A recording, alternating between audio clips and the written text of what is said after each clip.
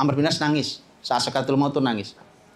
Kemudian orang nanya, kenapa nangis? Bukankah sangat banyak peristiwa engkau mendapatkan janji kemuliaan dari Nabi SAW? Kata Amr bin As, iya. Tapi Anda harus tahu, bahwa tidak ada yang paling saya harapkan untuk bisa menolong saya di akhirat melebihi kalimat asyhadu an la ilaha illallah wa asyhadu anna Muhammad Rasulullah.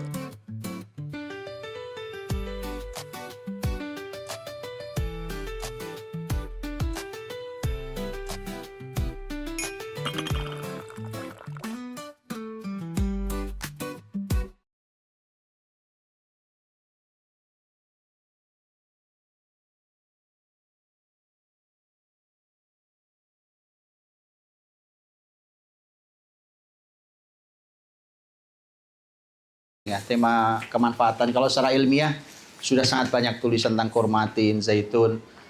Masing-masing punya manfaat yang berbeda, tetapi memang itu juga salah satunya juga menandai tentang di mana Al-Quran turun. Karena Nabi terakhir ini cukup unik. Uniknya adalah karena biasanya bangsa-bangsa, biasanya nabi-nabi sebelumnya tidak turun dari bangsa Arab, kita tahu, tidak keluar dari bangsa Arab. Itu kenapa masyarakat Yahudi Madinah walau sudah menunggu Nabi terakhir, tapi begitu Nabi Muhammad hadir tidak mau beriman. Alasannya simpel aja. Alasannya kok Nabi kok dari Arab.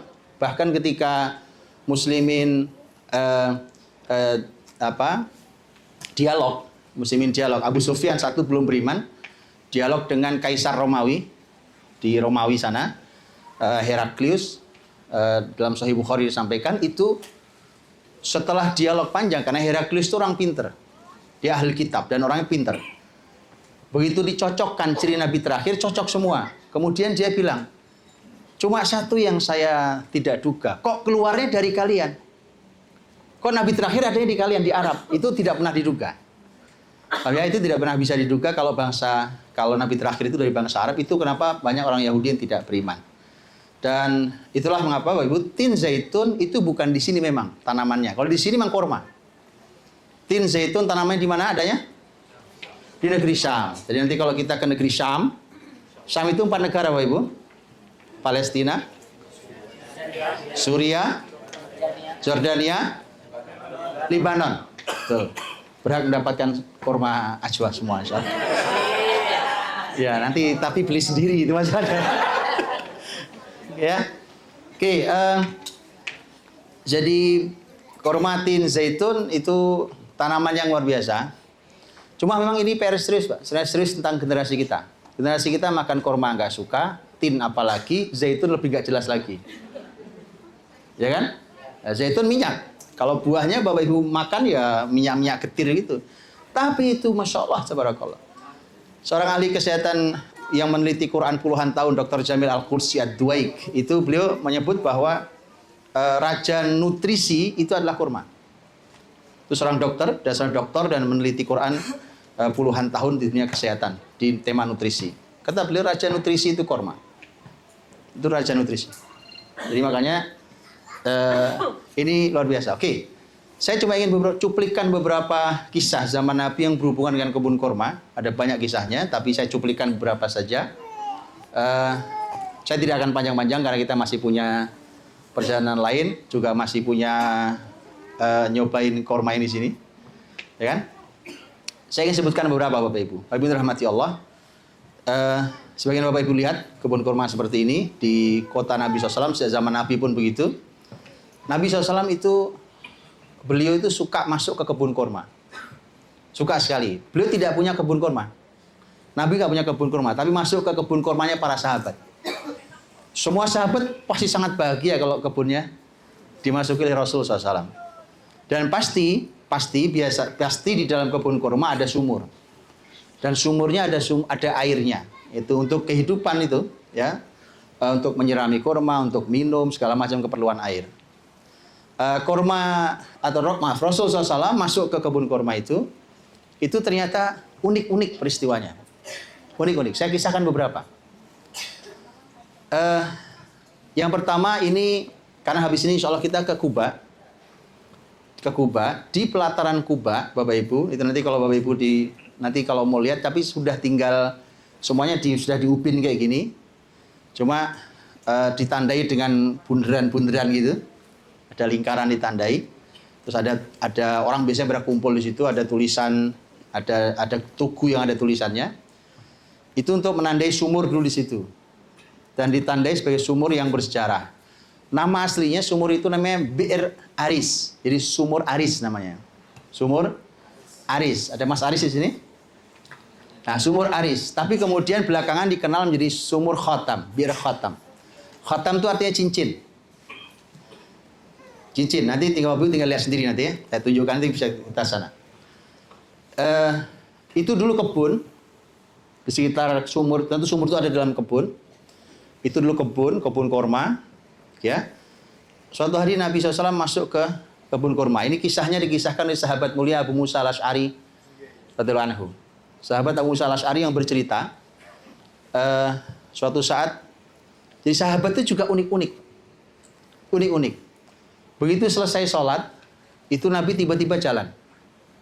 Entah jalan kemana. Sahabat itu ada aja kisah mereka itu. Abu Musa al-Asy'ari radhiyallahu anhu salah satu sahabat Nabi. Bapak Ibu, Abu Musa itu sahabat yang suaranya paling indah. Paling indah. Itu kalau sampai Nabi menyamakan suaramu itu seperti suara Daud alaihissalam. Karena para nabi yang dari antara para nabi yang suara paling indah adalah suara Nabi Daud alaihissalam. Ya. Abu Musa al-Asy'ari aslinya orang Yaman. Orang Asy'ari itu orang Yaman. Abu Musa, dia bilang, dia bertekad saya hari ini mau ngikuti kemana Nabi pergi. Jadi ada aja sahabat itu. Saya mau ikuti kemana Nabi pergi. Maka dia segera ngejar Nabi mau kemana diikuti. Ternyata Nabi masuk kebun itu, kebun kurma yang di Kuba itu. Begitu masuk kebun, Abu Musa, kemudian dia bertekad, kalau gitu saya mau jadi satpamnya Nabi. Kan ada pintunya, kebun kurma ada pintunya. Saya mau jadi satpamnya Nabi SAW. Pokoknya semua orang yang mau nemuin Nabi harus izin saya. Jadi pokoknya dia bertekad ngikuti Nabi sendiri, dia bertekad ngangkat diri sebagai satpam sendiri, begitu loh ya. Itu Masya Allah. Karena itu tema kecintaan. Babnya bukan lagi tema, kalau dengan Rasul itu bukan temanya tema kering, wajib, sunnah, haram, mubah. Itu hukum. Tapi sudah tema cinta. Itu levelnya level kecintaan. Abu Musa al-Asy'ari kemudian dibilang, saya mau jadi satpamnya Nabi. Pokoknya siapapun yang nemuin Nabi harus lewat saya. Dia jaga pintu. Rasul tahu ada Abu Musa. Ternyata ada yang ngetuk pintu kebun. Ini ada dua riwayat nih. Riwayat yang pertama Abu Musa menemui Nabi. Riwayat kedua Abu Musa menemui siapa yang datang. Oke, yang manapun. Yang pasti kemudian ternyata Abu Musa melihat. Bahkan dalam riwayat yang satu riwayat yang Abu Musa berkata pada Rasul, ya Rasul ada yang datang, boleh masuk? Kata Nabi, silahkan masuk, suruh dia masuk dan beritakan kabar gembira padanya bahwa dia akan mendapatkan surga Allah. Abu Musa membuka pintu. Siapa yang masuk? Siapa yang masuk? Abu Bakar radhiyallahu anhu. Bapak Ibu, Rasul duduk, itu sumur. Duduk di pinggiran sumur, kakinya masuk ke apa? Bahasa kitanya apa ya? Ya, enggak, air dalam. Ongkang-ongkang begitu. Ongkang-ongkang gitu bahasa Jermannya, ongkang-ongkang lah itu ya. Pokoknya duduk di pinggiran itu, kakinya masuk ke dalam itu ya. Tapi enggak nyentuh air, namanya airnya dalam. Oke. Rasul duduk itu. Begitu Abu Bakar datang, masuk ke dalam, sudah diizinkan masuk, kemudian duduk samping Nabi, sebelah kanan Nabi. Lihat, riwayat hadis itu detail. Duduk di sebelah kanan Nabi. Duduk sebelah kanan, kakinya dimasukkan juga kayak Nabi SAW. Kemudian gak lama dia ketuk pintu lagi. Abu Musa sebagai satpam yang Masya Allah bangga hari itu sebagai satpam Rasul. Dan mengatakan, ya Rasulullah ada yang izin lagi masuk. Kata Nabi, izinkan dia masuk. Dan juga berikan kabar gembira tentang surga baginya. Begitu masuk, siapa yang masuk? Siapa yang masuk? Nah, siapa yang masuk? Umar radhiyallahu anhu. Ini kayaknya tebak-tebakannya asik kan gitu ya. Kok nggak ada hadiahnya ini kan? Oke. Nanti Pak insyaallah. Umar radhiyallahu anhu yang masuk. Begitu Umar duduk sama kayak Nabi duduk. Di sebelah kiri Nabi duduk dengan kaki yang dimasukkan dalam sumur. Ada yang ngetuk pintu yang ketiga. Kemudian Nabi SAW, Abu Musa berkata, ya Rasulullah, ada yang ngetuk lagi. Kata Nabi, izinkan dia masuk. Berikan dia kabar gembira tentang surga. tapi dia akan mengalami musibah dalam hidupnya. Oh, Masya Allah, ya. Dia akan mengalami ujian musibah dalam hidupnya. Siapa yang masuk? Utsman radhiyallahu anhu. Utsman masuk, dan kita tahu peristiwa Utsman. Peristiwa Utsman itu di akhir hidupnya, bahkan beliau meninggal dipenggal kepalanya di dalam rumahnya sendiri saat baca Al-Quran Karim. Saat beliau menjadi khalifah, dikepung oleh para penjahat yang datang dari kota-kota lain. Oke. Utsman begitu datang, duduk juga, dia juga memasukkan kakinya. Ternyata air itu tambah lama tambah tinggi, sampai air itu luber, penuh di situ. Saya nggak tahu gimana ceritanya air sumur bisa naik gitu. Gitu ya, kemudian naiklah air. Jadi, Bapak Ibu dirahmati Allah, peristiwa-peristiwa di kebun bersama Nabi itu sangat unik. Unik-unik banget. Gitu ya. Jadi kadang-kadang sahabat itulah tingkah pola para sahabat yang sangat cinta dengan Nabi. Dan kita lihat seperti itu, dan itu poin satu. Sebenarnya saya ingin cerita poin cinta saja. Oke, lihat poin kedua, cerita yang kedua. Kali ini Abu Hurairah radhiyallahu anhu. Kita tahu Abu Hurairah itu sahabat Nabi dengan periwayatan hadis paling banyak. Ya kan? Dan Abu Hurairah suatu hari juga sama, kayak sahabat itu nggak pernah janjian tapi karena cinta. Dia ingin pergi mengejar Nabi SAW. Nabi kemana? Ditanya ke orang-orang. Karena begitu sholat Nabi pergi. Maka dia ngejar Nabi SAW. Ternyata Nabi masuk. Nabi itu udah masuk keburu. Jadi Abu Hurairah itu tidak melihat Nabi masuk ke dalam kebun itu. Tapi orang-orang ngasih tahu Nabi masuk dalam kebun. Ini kebun yang lain. Kebun yang lain. Abu Hurairah muter-muter nyari pintunya. Nggak ada pintunya. Kok pintunya nggak ada? Nabi masuk dari mana pintunya? Terus dia lihat ada kayak anak kambing gitu. Anak kambing kecil masuk lihat sebuah lubang gitu. Abu Hurairah masuk lewat situ juga gitu. Nabi SAW begitu melihat Abu Hurairah, kata Nabi, Abu Hurairah, kata Abu Hurairah, iya ya Rasulullah. Ini di belakang saya juga orang-orang lagi ngejar engkau nih, gitu ya. Jadi sahabat Rasul kemana Nabi ikuti? Karena mereka ingin dapat keberkahan, dapat ilmu, dapat apa saja. Maka begitu masuk Abu Hurairah bilang bahwa ini di belakang saya juga ada banyak orang. Nabi lepas sendalnya.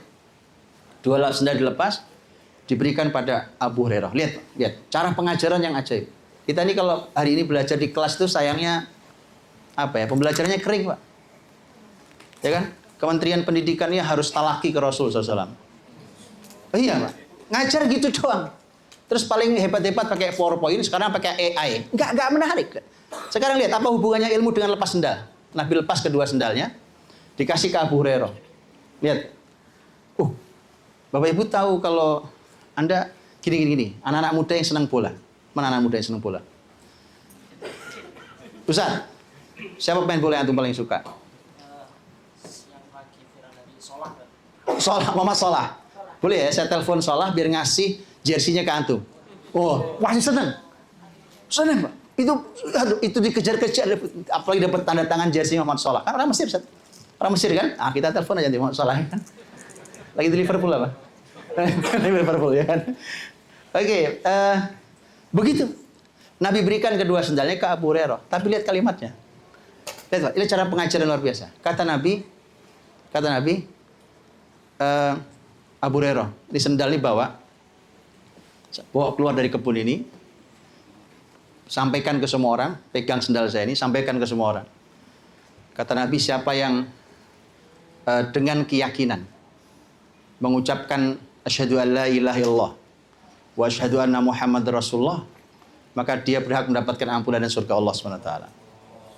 Ya, pengajaran apa model gitu?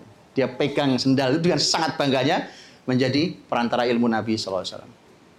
Itu kalimat syahadatain. Jadi nggak sembarang, Pak. Asyhadu an la ilaha illallah wa asyhadu anna Muhammad Rasulullah dengan penuh keyakinan. Itu nggak sembarang. Amr bin As, sahabat Nabi ini. Amr bin As ini orang yang sangat benci Nabi. Masuk Islamnya terlambat. Karena dia termasuk salah satu tokoh muda di Quraisy Mekah. Amr bin As itu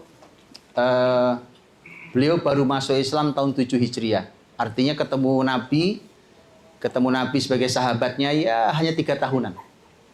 Jadi tidak lama. Amr bin As radhiyallahu anhu itu begitu masuk Islam, bukan masuk Islam, saya ambil dari kisah paling belakang. Begitu nanti setelah Rasul, Amr bin As itu sekaratul maut, sekarat, itu ditanya sama orang karena Amr bin As nangis saat sakaratul maut itu nangis. Kemudian orang nanya, kenapa nangis? Bukankah sangat banyak peristiwa engkau mendapatkan janji kemuliaan dari Nabi SAW? Kata Amr bin As, iya. Tapi Anda harus tahu bahwa tidak ada yang paling saya harapkan untuk bisa menolong saya di akhirat melebihi kalimat asyhadu an la ilaha illallah wa asyhadu anna Muhammad Rasulullah. Kenapa? Karena kata Amr bin As, saat saya masuk Islam, saya datang ke Nabi SAW. Datang ke Nabi, kemudian saya dibaiat oleh Nabi untuk masuk Islam. Kemudian saya berkata pada Nabi, kata Amr bin As, saya berkata pada Nabi, ya Rasulullah, saya mau baiat ini, saya terima, tapi dengan syarat. Kata Nabi, apa syaratnya? Kata Amr bin As, syaratnya Allah ampuni saya, semua dosa saya diampuni Allah. Karena Amr bin As mengatakan, demi Allah tidak ada wajah yang paling saya benci melebihi wajahnya Rasulullah SAW sebelum ini. Sehingga saya bilang, saya minta agar kalau saya masuk Islam, Allah ampuni semua kesalahan itu.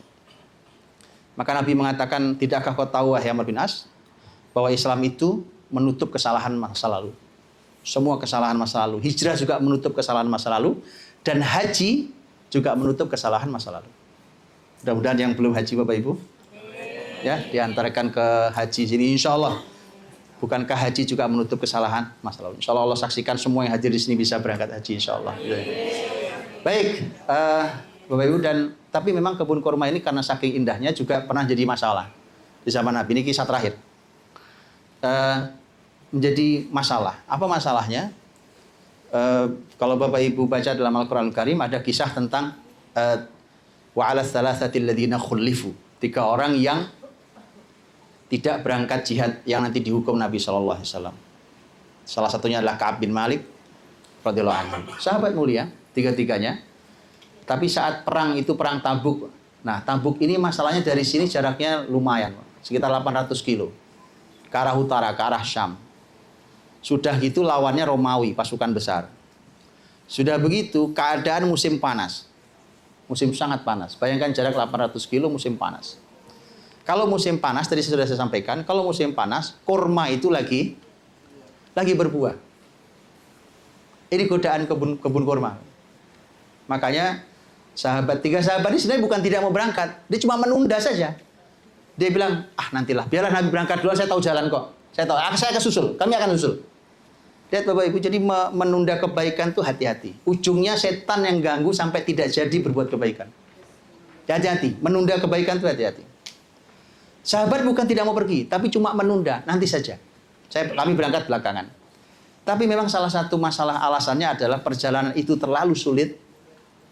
Sampai Al-Quran menyebut itu adalah peperangan al-usrah. Usrah artinya sulit. Sementara kebun kurma lagi berbuah. Masya Allah. Akhirnya, sampai pasukan Nabi pulang, 3 orang itu nggak berangkat. Itulah kemudian mendapatkan hukuman Nabi dalam kisahnya, dan kebun kurma ini pernah menjadi saksi akan kisah itu. Saya kira itu Bapak Ibu rahmati Allah. Ada yang mau disampaikan? Hadiahnya sudah habis masalahnya. Ada yang mau disampaikan? Kalau tidak kita nikmati kebun kurma ini. Yang mau belanja atau menikmati kebun kurma silahkan. Ya kan? Kalau ada yang mau disampaikan, kalau tidak ada kita akhiri. Disampaikan, Ustaz?